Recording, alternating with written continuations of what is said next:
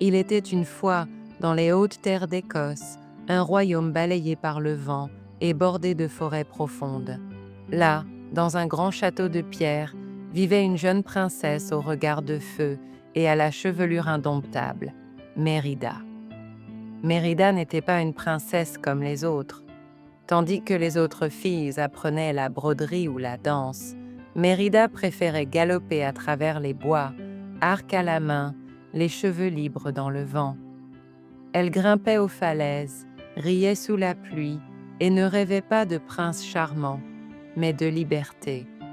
Sa mère, la reine Élinor, voulait pourtant faire d'elle une princesse parfaite, élégante, sage et prête à se marier. Car un jour, les seigneurs des 3 grands clans d'Écosse viendraient présenter leur fils pour la demander en mariage. Mais Mérida ne voulait pas de tout ça. Elle voulait choisir son propre chemin, suivre son propre cœur. Le grand jour arriva. Les 3 chefs de clan, venus des 4 coins de l'Écosse, arrivèrent fièrement au château, chacun accompagné de son fils. L'un était grand et musclé, mais incapable de prononcer 2 phrases sans bégayer. Le second ne pensait qu'à lui-même et passait son temps à se contempler dans le reflet de son épée. Quant au dernier, il semblait plus préoccupé par un combat contre une oie que par la recherche d'une épouse. Mérida les regarda con consternation. Était-ce là son destin? Être donné en mariage à l'un d'eux, sans choix, sans amour. Mais elle n'était pas une poupée de porcelaine.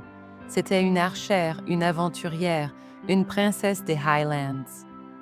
Alors, lorsque vint l'heure du tournoi, Mérida se leva, fière et calme. Je concourais pour ma propre main. Un murmure parcourut l'assemblée. La reine Élinor pâlit, mais Mérida s'avança, saisit son arc et décocha une flèche, et la cible se fendit en 2. La flèche atteignit le centre parfait, plus précisément que les autres. Un lourd silence s'abattit sur les spectateurs. Puis des cris, le choc, la colère. La reine, humiliée, confronta sa fille. Une dispute éclata, plus violente que toutes les autres. Des paroles dures furent prononcées, des regards blessés échangés. Mérida, en larmes, s'enfuit à cheval dans la forêt profonde et sombre, le cœur en feu. Elle galopa loin, très loin, jusqu'à ce qu'une étrange lumière apparaisse parmi les arbres, une petite flamme bleue dansante, un feu follet. Elle la suivit, fascinée, jusqu'à ce qu'elle arrive à une cabane cachée dans la brume, couverte de racines, de mousse et de mystère. À l'intérieur vivait une étrange vieille femme, une sculptrice ou une sorcière. Mérida lui parla de sa douleur, de sa mère, de son désir de changer son destin. La sorcière sourit et lui tendit un gâteau magique. « Donne-lui ceci, et ton destin changera. » Sans attendre, Mérida retourna au château et offrit le gâteau à la reine Élinor. Mais à la première bouchée, quelque chose d'étrange se produisit. La reine pâlit, vacilla, et sous les yeux terrifiés de sa fille, elle se transforma lentement en ours. Pas un monstre rugissant. Non, une créature majestueuse, mais dont les yeux exprimaient encore la douceur d'une mère. Terrifiée par ce qu'elle venait de provoquer, Mérida l'aida à s'échapper.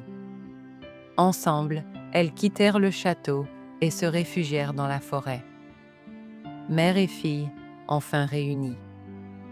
Au fond des bois, Mérida et la reine des ours apprirent à vivre différemment. Elles partagèrent des repas simples au bord de la rivière, se protégèrent mutuellement du danger et pour la première fois, apprirent à se comprendre. Mérida vit la patience et la sagesse de sa mère, même prisonnière d'un corps sauvage, et Élinor, sous sa forme d'ours, vit le courage, la tendresse et l'humanité dans le cœur de sa fille. Mais la magie devenait de plus en plus puissante, le temps pressait.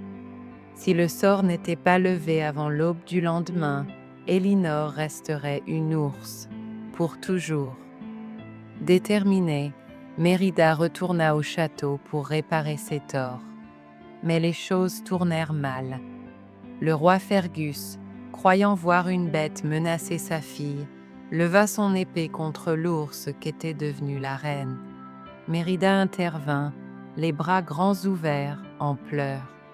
« Non, c'est elle, c'est maman. » Elle tomba à genoux, serra l'ours dans ses bras et le cœur débordant d'émotion, prononça enfin les mots qu'elle n'avait jamais osé dire. « Je suis désolée. Je ne voulais pas te faire de mal. Je t'aime, maman. » Et dans ce geste de pardon sincère, de connexion renouvelée, la magie changea. Une douce lumière entoura l'ours, la fourrure devint peau, les griffes devinrent mains, et les yeux restèrent les mêmes. La reine Elinor était revenue.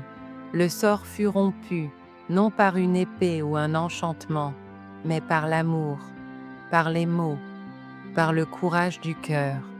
Les chefs de clan comprirent que le destin ne peut être forcé. Et Mérida, libre d'être elle-même, devint une princesse aimée et respectée, à sa manière. Elle ne cessa jamais de chevaucher à travers les collines, de tirer à l'arc ou de rire sous la pluie.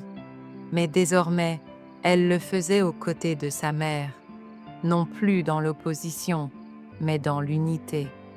Car le véritable courage ne consiste pas à suivre un chemin bien tracé, mais à créer le sien avec amour et vérité.